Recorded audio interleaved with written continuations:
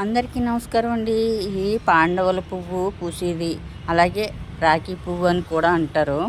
ఈ పాదు అంటే తీగ జాతికి సంబంధించిన పాదు. ఈ పాదు మీకు చూపిస్తున్నాను చూడండి. పువ్వులు అన్నీ చూడండి, మొగ్గలు చూడండి ఎలా ఉన్నాయో చక్కగా అందంగా. ఇది పాండవుల పువ్వు అని ఎందుకంటారంటే అండి, చూడండి లోపల ఉన్నాయి కదండి, ఇవి 5 ఉంటాయండి. ఈ 5 వల్ల పాండవులు పంచపాండవులు అంటారు. ఇవి త్రిమూర్తులు. ఈ కింద ఉన్నాయన్నీ కూడా ఈ ఇలా చుట్టూరు ఉన్నవి కౌరవులు అండి. చూడండి, రాఖీ అంటే ఈ రాఖీ కట్టుకునే టైప్లో ఇలా ఉంటాయి అన్నమాట. అంటే 2 పేర్లు ఉన్నాయండి ఈ పువ్వుకి. చూశారు కదండి ఎంత బాగుందో.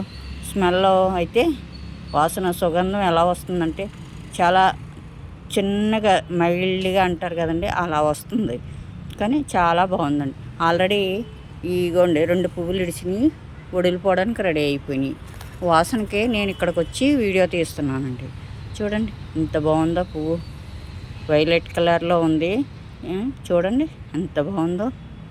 ఈ పువ్వులు ఉదయమే ఇడుస్తాయండి, అలా మళ్ళీ మన్నాడికి వడిలిపోతాయి కూడానండి. ఈ ఎండాకాలం ఎక్కువ పోస్తాయండి ఈ పువ్వులు అయితేనే.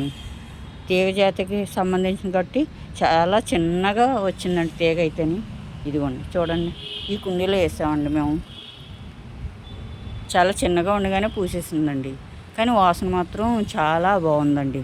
నాకు నచ్చింది, మీకు కూడా నచ్చుతుందనే ఉద్దేశంతో నేను ఈ వీడియో చేశానండి. చూడండి గుత్తు గుత్తులుగా పోస్తుంది. మళ్ళీ రేపు ఇంకో పువ్వు ఇడుస్తుందండి.